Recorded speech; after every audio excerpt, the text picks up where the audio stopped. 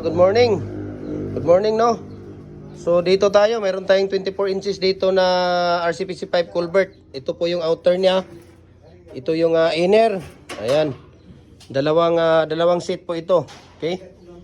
Top ring, shoes, at saka, ano po to kuya? Top ring, shoes, at saka lock ring. Ayan. So, ito ay 24 inches po ito, no?